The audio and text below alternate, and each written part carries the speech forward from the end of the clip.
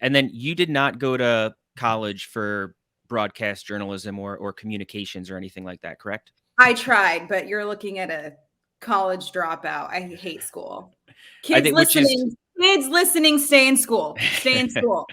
which Stay is in school. it's Yeah. interesting that you had that goal of getting this job at such a young age. Um, and then you went to college for it, but didn't finish college. And then what were you doing in that break of, because you were later in your 20s or mid 20s when you started covering sports? What were you doing? Did you have a career or full-time jobs in between? I was working for the federal government actually, in Oh, public really? lands. Yeah, yeah. And Public land. Oh, wow. I actually just this morning I got an email sent to me that my land survey is off let me on know. my I can help you with that. backyard. Yeah. If So, you and need I some need to get it binding fixed plans, ASAP because like I we're in the got middle of you. selling our house. So now it's like, like this literally just an hour ago, I got this email that now I have something I have to deal with in the next 2 If you weeks. need me to look over that, I got you. No, so I was working for the federal government for about 8 years. I got a summer internship. My mother was working there for the Bureau of Land Management, and they were great. They were like, "We'll pay for your schooling," and it was obviously a very cushy job. And I got to work with members of the public. I love talking to people and working with them. And obviously, when you work as a member, as an employee of the government, people are going to act a certain way. But I didn't mind it because I don't mind difficult people. So I did that for about 8 years. But one day I went to I guess my boss, and I said, I don't want to do this anymore. I'm going to quit, move to the Bay Area, and I'm going to work in sports media. And she was like, okay. And the cool thing was, when I've been working at that place since I was 16, these people pretty much raised me. So not one of them was shocked that I was just going to up and try to become an A's reporter or, work in baseball. And then I moved to the Bay Area and did a bunch of odd jobs while I was blogging on the side, and things kind of came to fruition. And that's the cute, short, bubblegum rom-com version of it all. Of course, it was a lot of tears and blood and sweat and crying and a lot of wine and a lot of things that I was like, I don't want to do this anymore. So I had Melanie Newman on my podcast, and she's the reason that I continue to do it. We talk about that on Short and to the Point, but at the same time, it was just, I knew this was what I wanted to do. So I stuck with it. What is a better run organization, the federal government or the Oakland A's? I don't know. I don't know what kind of, I think they're both ran fine. I don't know. So then Brandon, you're trying to get me in trouble, man. I don't think I've never met somebody that has worked for the federal government and the Oakland A's, and I probably You'll never meet somebody like me, else. Brandon. Yeah. So that's good. So it's definitely a unique set of experiences. Yeah. So that transition, like that's a pretty big jump to just move to the Bay Area without having a job. Mm-hmm. How long was it that you lived in the Bay Area and you were just kind of blogging then before? What year did you move to the Bay Area? You said 2018 is when you were hired by NBC. Yeah.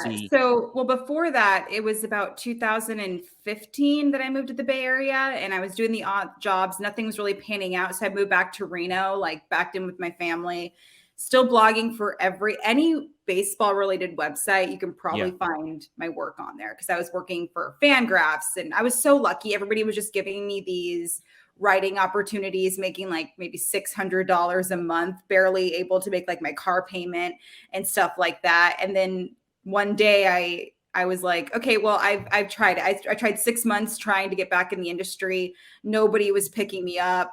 And then finally, I get a call from MLB.com, and they were like, we'd love to have you come over and write some stuff through our Cut 4 website. And that was like the perfect job for Jess because it was fun. It was unique. It was everything that was on the field, but outside of the box as well. What we were able to do, like what kind of bubble gum they were chewing or their dugout antics and stuff like that. So that was definitely something that I took a liking to. And then from there, NBC recruited me, and the rest is kind of history. That's a pretty impressive commitment. I think it's one thing. You hear a lot of those stories about people that are working their way up. Like it's always a grind. You never just kind of get out of college or and land that perfect job, or at least that's rare that that happens. I know for me, like I had plenty of years where I was writing for free until I was able to get a salaried position. But I at least was doing it living at home with my family. So like Right. it's a that that decision to like, no, like I'm gonna go work for the A's, so I'm just moving to the Bay Area. That like how did you even come to that moment to like make that choice? I was just so sick of living the life that I knew I wasn't supposed to be living. Um, I always had like a bigger view for myself. And this was back before Reno kind of blew up. So this was a small town that I was living in. And I was just Yeah. like, I knew Reno was not it's my hometown. Don't get me wrong. And I love it. But it is very small minded and people don't think that there's anything besides Reno.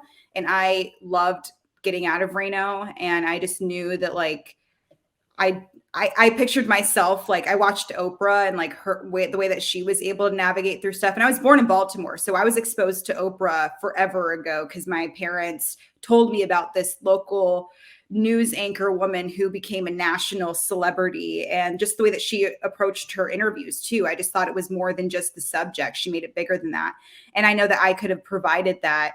And then I just networked and I developed like a really good following on social media. But I didn't want to just be like, I didn't want to have a bunch of followers and not be able to do something with it. And I didn't mean that from like a